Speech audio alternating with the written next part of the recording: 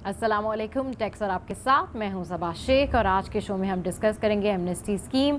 Budget के हवाले से बात होगी और IMF के ऊपर भी बात होगी और इसके लिए हमारे साथ मौजूद हैं अनवर कांताज, टैक्स एक्सपर्ट हैं और सीनियर लॉयर भी हैं। कैसे हैं सर आप? मैं ठीक हूँ, आप बताएं खैरियत से? बिल्कुल ठीक ठाक सर। पहले एक पैकेज के हवाले से बात करेंगे, फिर उसके ऊपर आके डिस्कस करेंगे। तो नई टैक्स एमनेस्टी स्कीम ताखीर का शिकार है।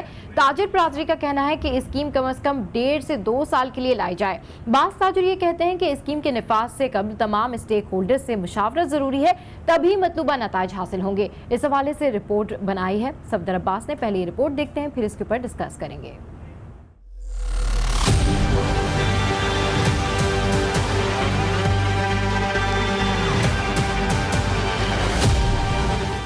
नई टैक्स एमनेस्टी स्कीम पर बहस जारी। जराये के मुताबिक पहले स्कीम का इतलाक 15 अप्रैल से होना था, लेकिन ताहाल मामला ताखीर का शिकार हैं। उधर ताजिरों सनतकारों ने भी असासे जाहिर करने के लिए स्कीम की मुद्दत 1.5 से 2 साल तक करने का मुतालबा कर दिया। किसी के पास पैसा है, वो डॉक्यूमेंटेड नहीं है, तो वो मुल्क से बाहर पड़ा है, मुल्क के अंदर पड़ा है, उस पैसे का कोई अच्छा फार्मूला बना के उसको डॉक्यूमेंटेड करने की ज़रूरत है और कोई ऐसा फार्मूला कि ये काबिल अमल भी हो।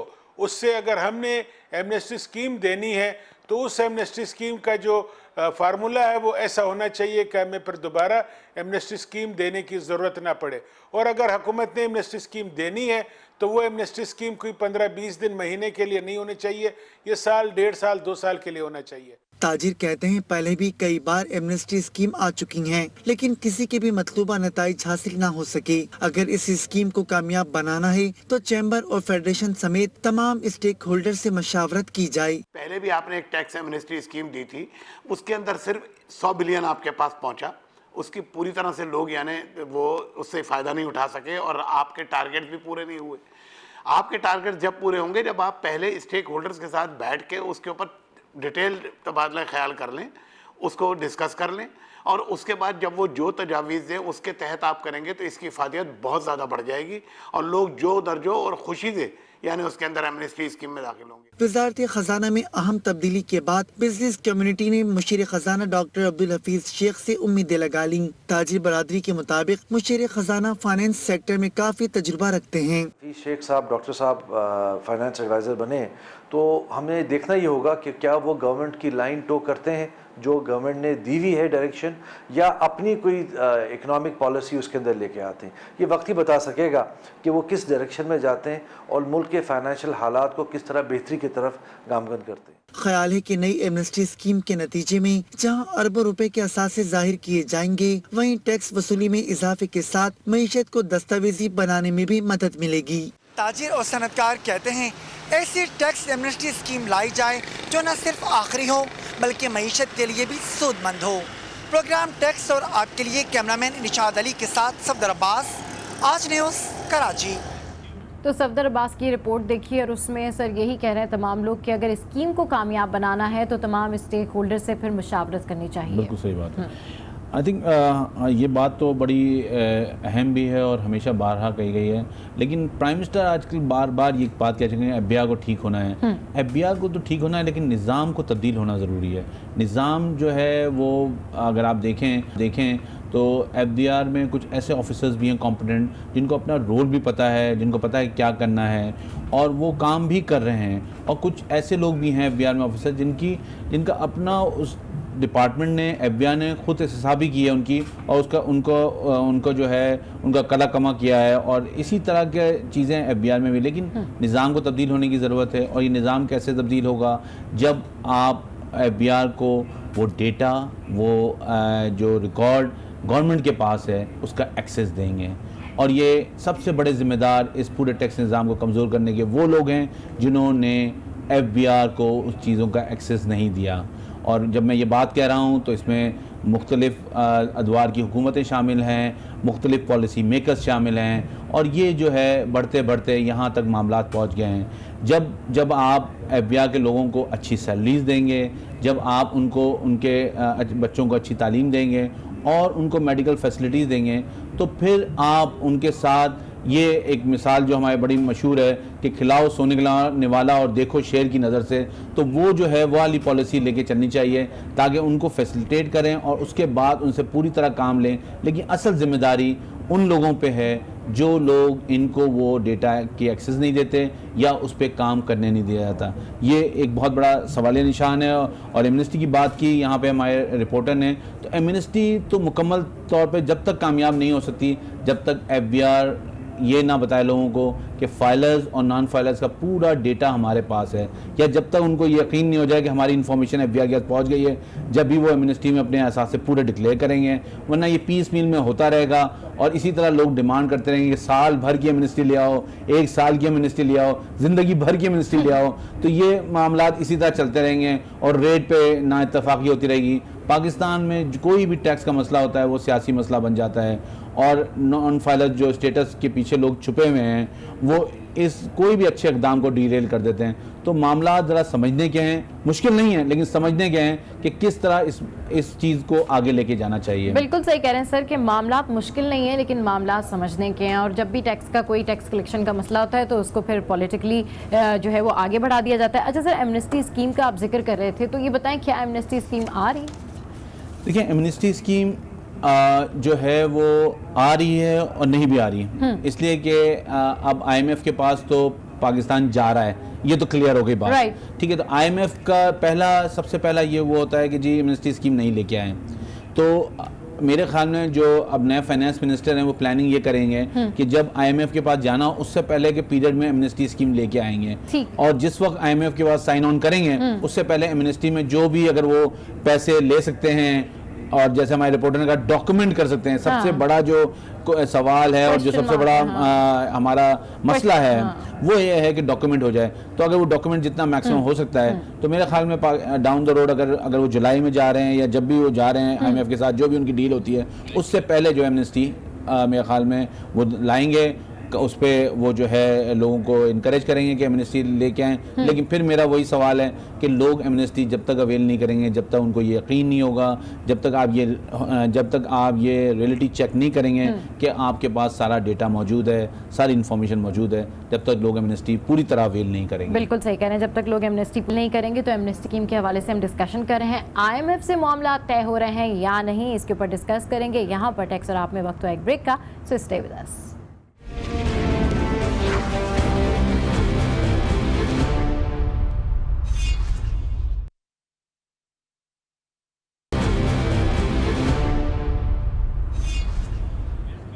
So welcome back now. आज के शो में हम बात कर रहे हैं एमनेस्टी के हवाले से, IMF के हवाले से और बजट के हवाले से। डिस्कशन को मजीद भी आगे बढ़ाएंगे। हमें ज्वाइन किया है मोहम्मद अली मीर साहब ने, इकोनॉमिस्ट हैं। अस्सलाम वालेकुम सर, बहुत शुक्रिया आपने हमारे शो के लिए वक्त निकाला। अस्सलाम वालेकुम। कैसे हैं आप? खैरियत से हैं? आप खैरियत से हैं? अल्हम्दुलिल्लाह अनवर भाई, खैरियत से। अल्लाह बस आपको इसलिए सहमत थी कि आपका बेबाक कमेंट चाहिए जो चेंजेस आई हैं ये, और क्या वजूहत हैं इसकी, और IMF की तरफ जो जा रहे हैं आप क्या सख्त कुछ कंडीशंस हमें एक्सेप्ट करनी पड़ेंगी इतना लेट जाने की वजह से? देखिए, IMF की कंडीशन हमेशा से मैं आपके प्रोग्राम पे भी दूसरे प्रोग्रामों में कहता रहा हूँ, वो तो सख्त होंगी ही।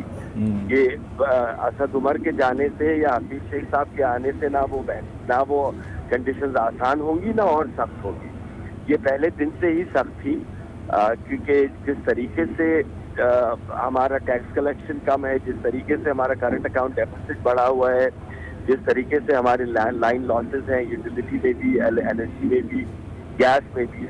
और नहीं, लेकिन जो आम लोगों के जहनों में है कि वो असद उमर साहब जो हैं वो डील स्ट्राइक ऑफ नहीं कर पा रहे थे IMF से, क्या ये बात सही है या कोई और वजह है? देखिए, मैंने भी सुनी है ये बातें, मैं इसकी तस्दीक तो नहीं कर सकता क्योंकि मैं उस मीटिंग में मौजूद तो नहीं था, मगर मैंने यहाँ तक सुना है कि हफीज शेख साहब जो हैं IMF के ज्यादा पसंदीदा हैं। मेरे ख्याल में जो असद के साथ हुआ है वो एब्सोल्युटली परसेप्शन की जंग वो हार गए हैं। अच्छा, जो परसेप्शन एक क्रिएट किया गया है, देखिए ना, जिस तरीके से असद ने इकोनॉमी को हाथ में लिया था, ये कोई वॉक इन द पार्क तो था नहीं। तो उसके साथ पिछले वादे भी बहुत ज्यादा थे PTI के, मेरे ख्याल में those thing hit them very hard कि 200 बिलियन ले आएंगे, ये हो जाएगा, वो हो जाएगा, और असद को इतना एक्सपीरियंस भी नहीं था।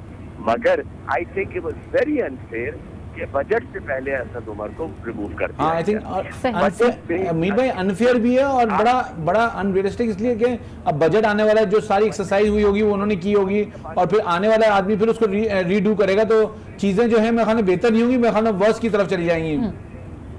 देखिए मुझे तो नहीं लगता कि अभी शेख के आने से जो ग्राउंड रियलिटीज है वो ओवरनाइट चेंज हो जाएगी। डेफिनेटली नॉट, वहाँ बिल्कुल नहीं होंगे वो तो। That's an impossibility even as a student of economics. I don't see any क्या does he have a magic wand? मेरे ख्याल में उनके ऊपर परसेप्शनल प्रेशर जो है वो कम होगा। ठीक है, इसलिए कि उन्होंने प्री इलेक्शन कोई वादे नहीं किए हैं जो असद ने किए थे, ठीक है, तो लोगों की एक्सपेक्टेशन बढ़ गई थी, प्लस ऑपोजिशन बहुत ज्यादा उनकी तरफ हो गई थी, तो मेरे ख्याल में हफीज शेख को थोड़ा सा एक्सपीरियंस है इन चीजों से डील करने का, मगर थोड़े से एक्सपीरियंस का मतलब ये थोड़ी है कि उनके आने से कल सुबह आपका बजट डेफिसिट भी सही हो जाएगा, मार्केट भी सही हो जाएगा, एनर्जी की प्राइसेस भी कंट्रोल नहीं, लेकिन मीर भाई ये तो अपनी जगह बात है, लेकिन बात ये है कि देखें जो आम पाकिस्तानी है वो बड़ा नाउमीदी की कैफियत में इस वक्त, इसलिए कि जो ख्वाब देखे थे, जो बातें हुई थी, वो बातें जो हैं वो लोगों को आज समझ रहे हैं कि हो सकता है तबाही बिल्कुल नहीं हो, लेकिन वो लोग समझ रहे हैं कि ये ख्वाब जो है चकनाचूर हो गए हैं। तो अब ये आम आदमी जो है जिसको जो 25,000 रुपये घर लेके जाता था और आज 15 या 16,000 रुपये उसको पड़ रहे हैं, तो वो कैसे ये सरवाइव करेगा? देखिए ना, सबसे पहले बात तो ये है परसेप्शन मैनेजमेंट में ये फेल हुई है ये गवर्नमेंट मेरी नजर में। ठीक है, जब परसेप्शन और रियलिटी में डिस्टेंस ज्यादा हो जाता है ना, तो एक वक्त ऐसा आता है कि आम आदमी को अपने ख्वाब कितना चूर होते हुए नजर आते हैं, ठीक है, क्योंकि ही believed in perception, he was never shown the reality. Okay, reality का नैरेटिव बिल्ड होता है इकोनॉमीज के अंदर कि जी ये रियलिटी है, ये कितने दिन में सही होगी। वो परसेप्शन की बिना पे इलेक्शन तो जीत गए, मगर जिस तरीके से उनको इकोनॉमी हाथ में मिली है वो लोग समझ रहे थे कि कोई मैजिकल वॉन्ड होगा। देखिए ये तो वेस्टर्न ममालिक में जहाँ पढ़े लिखे लोग होते हैं वहां पे भी बात खास परसेप्शन ऐसे आसानी से मिल जाता है। Exactly. हमारे यहाँ तो कोई नॉलेज ही नहीं है इकोनॉमी की लोगों को, और ज्यादातर ना ही होनी चाहिए हमको। नहीं देखें वजह क्या उसकी, देखें वजह यह है कि लोगों के लिए उनके पास बाइंग पावर नहीं है, उनके पास मतलब कोई उनकी हालत इतनी अच्छी नहीं है कि वो इकोनॉमी के बारे में ज्यादा मालूमात रखें, और ना ही होनी चाहिए अनवर भाई, ना ही होनी चाहिए। ठीक है, एक आम आदमी का काम इकोनॉमी से परेशान होके उसके हल ढूंढना नहीं है, वो तो हुकूमत का काम है। बिल्कुल सही है। देखिए ना, एक आम आदमी को आप ये कह दें कि जी मैं तो एक बात कह रहा हूँ कि हमारे लोगों को इतनी फहम माशी मामला की नहीं है, और दूसरी बात मैं ये कह रहा हूँ कि होनी भी नहीं चाहिए। चले अब जो हो गया, देखें अब ये 9 महीने जो भी हो गया, अब आगे आप क्या देखते हैं, किस तरह लोगों को कुछ थोड़ी बहुत रिलीफ मिल सकती है? ये बजट आने वाला है, क्या आप समझते हैं कुछ रिलीफ मिलेगी या लोगों के लिए मामलात उतने ही तल्ख होंगे? मेरे ख्याल में तो कोई रिलीफ नहीं है। अच्छा, किस चीज में रिलीफ दी जा सकती है? सबसे पहला IMF का, ये तो मुझे पता भी नहीं, मगर मैं IMF से डील कर चुका हूँ, तो उस लिहाज से मैं अपने एक्सपीरियंस की बुनियाद पे ये कह रहा हूँ, वो तो सर आंखों पे ये कहेंगे कि फॉरेन टैक्स बढ़ाए, और हमारे यहाँ इनडायरेक्ट टैक्सेस बढ़ाने का तो इतना आसान तरीका है, वो सबसे ज्यादा महंगाई को बढ़ा देगा, और जो ईमानदारी से बिल पे कर रहे हैं वो चोरों की जो चोरी है उसका खमियाजा भुगते। तो मेरे ख्याल में तो सबसे पहले तो टैक्सेस बढ़ेंगे इस बजट के अंदर। I do not see any relief in this budget, any relief, neither on the export side, neither on the import side, neither on taxes, neither in capital market. ये तो एक डार्क पिक्चर हो गई, लेकिन being economist आप क्या समझते हैं कि हुकूमत को इस वक्त क्या करना चाहिए जिसमें थोड़ा बहुत किसी गरीब आम आदमी को, पाकिस्तानी को कुछ रिलीफ मिल जाए? क्या कुछ जो डेली कंजम्पशन की चीजें हैं उनको लॉक कर देना चाहिए? क्या करना चाहिए उनको? एम्प्लॉयमेंट और डोमेस्टिक मार्केट की तरफ ज्यादा देखना है। ओके, देखिए जब तक हम अपनी डोमेस्टिक मार्केट सही नहीं करेंगे हमारा किबला गलत रहेगा। हम अभी भी फॉरेन इन्वेस्टर्स की बात कर रहे हैं। Foreign investors are never going to bail out any economy. ठीक है, foreign investors, so we need to improve our domestic market. We need to improve our domestic market. Gate जो है वो डोमेस्टिक मार्केट है, आइसिंग जो उस cake के ऊपर है वो फॉरेन इन्वेस्टमेंट। बट मीर साहब, आप नहीं समझते कि ये बहुत लंबी एक्सरसाइज है डोमेस्टिक मार्केट को ठीक करने की? डोमेस्टिक मार्केट के परसेप्शन को ठीक करने के लिए 6 महीने लगेंगे। परसेप्शन को, उन परसेप्शन को ठीक करने से पहले आपको रिफॉर्म्स बताने पड़ेंगे कि आप क्या स्ट्रक्चरल रिफॉर्म्स लेकर आए हैं। आप डॉक्यूमेंट कर रहे हैं इस इकोनॉमी को, सबसे बड़ा प्रॉब्लम हमारा डॉक्यूमेंटेशन है। क्या आप टैक्स कलेक्शन को ह्यूमन फ्री कर रहे हैं? हमारा सबसे बड़ा खौफ FBR है जी, सबसे बड़ा खौफ है जी कि वो जाए और पकड़े गए। यहाँ टैक्स के नेट में आने का मतलब ये है कि आप एक कंपनी रजिस्टर्ड, आप सोल प्रोप्राइटरशिप चलाएं और करोड़ों का बिजनेस करें। आप प्राइवेट लिमिटेड कंपनी रजिस्टर करें और नेट में आके फंस जाए। This has to be reversed. ये स्ट्रक्चरल रिफॉर्म्स है। देखिए, आप कुछ सूरत तो बेहतर हुई है, मतलब देखें डॉक्यूमेंटेशन कुछ बेहतर हुई है, लेकिन मैं नहीं कह रहा कि 100% है, उसको और ज़्यादा बेहतर होना चाहिए। लेकिन अब इतना आसान नहीं है। अगर आप प्रोप्राइटरशिप के तौर पे भी रजिस्टर कराने तो आपका नाम FBR के रिकॉर्ड में आ जाता है ना, मगर उसकी इम्प्लीमेंटेशन रिकॉर्ड बनाने में तो हम माहिर है पूरा।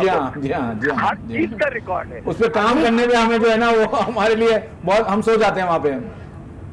भाई रोड के ऊपर रेंजर्स को खड़ा करें पूरे पाकिस्तान में, हर करोड़ रुपए से ऊपर की गाड़ी वाले को रोके और बोले अपना टैक्स दिखाएं। आप सीरियसली 1 महीना पहले अनाउंस करते हैं कि करोड़ रुपए से ऊपर की जितनी गाड़ियां हैं वो अपना टैक्स रिटर्न लेके निकले। These are the unpopular moves we have to make.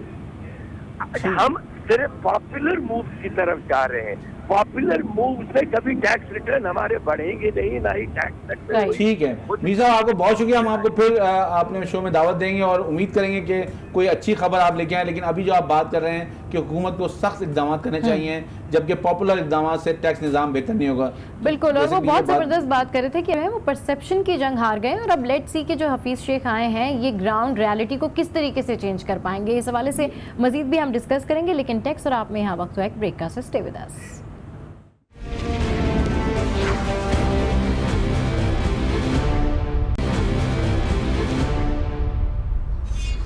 Welcome back now. तो डिस्कशन कर रहे हैं हम एमनेस्टी स्कीम के हवाले से, IMF के हवाले से और बजट के हवाले से। इस वक्त हमें ज्वाइन किया है अंजुम निसार ने, फॉर्मर प्रेसिडेंट हैं कराची चैम्बर ऑफ कॉमर्स के, और जैसे ही वो हमें ज्वाइन करेंगे तो उनसे मजीद भी डिस्कशन करेंगे। तो सर, जिस तरीके से अभी हम बात कर रहे थे IMF के हवाले से, तो FBR के हवाले से कुछ बात करते हैं। आप FBR को एक रेवेन्यू कलेक्टिंग अथॉरिटी कैसे देखते हैं? मेरे ख्याल में FBR का रोल जो है जी वो अपनी जगह बिल्कुल वाज़े है, लेकिन उसको रिस्ट्रिक्ट किया हुआ है। अच्छा, अब अगर आप उसको इंडिपेंडेंट अगर फोरम बना दें तो मेरे ख्याल में उसके रिजल्ट्स बहुत बेहतर होंगे। ठीक। अच्छा, इंडिपेंडेंट फोरम जब मैं कह रहा हूँ तो उसको वो जो मैंने शुरू में बात की कि उसको डेटा जो हमारा है उसका एक्सेस होना चाहिए, सही, उस पर इम्प्लीमेंटेशन होना चाहिए, सही, और उसको जो है वो अगर वो इंटीग्रेट करे तो लोगों की सही एसेट्स, सही आमदनी सामने नजर आनी शुरू हो जाएगी। सही। ये जो चीज़ है ना ये रोकी गई हुई है। अच्छा। और ये रोकी है किसने है ये मुझे भी नहीं पता और आपको भी नहीं पता और किसी को भी नहीं पता, लेकिन रुकी हुई है।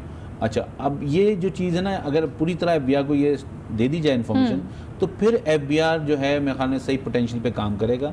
इसलिए अभी जो FBR जो है वो ऑडिट उन्हीं का जो वहाँ पे उनके पास रजिस्टर हैं, तो वो पिलर टू पोस्ट वही काम है, उसमें कुछ पेनी वाइज पाउंड फुलिश हरकत है। जो लोग इस वक्त पाकिस्तान का जो मेन मसला है वो डॉक्यूमेंटेशन है, और वो लोग जो आपके फाइलर नहीं है उनको फाइलर बनाना है। और सर, जिस तरीके से आप भी कहते हैं, हम भी यही बात कहते हैं कि डॉक्यूमेंट होना चाहिए और एटलीस्ट डेटा तो प्रोवाइड करें। अब लेट्स सी कि आपको जैसे पता है कि किसने रोका हुआ है और क्यों रोका हुआ है, तो ये तो उन्हीं को पता होगा। अच्छा, ट्वीट्स में कुछ शामिल कर लेती हूँ, और ये जो ट्वीट है ये है साद की सियालकोट से, और ये कह रहे हैं कि न्यू फाइनेंस मिनिस्ट्री के साथ इकोनॉमिक पॉलिसी चेंजेस मुतवक्के हैं। चलें इस ट्वीट के हवाले से मजीद भी डिस्कस करेंगे, लेकिन टैक्स और आप में यहाँ वक्त एक ब्रेक का, सो स्टे विद अस।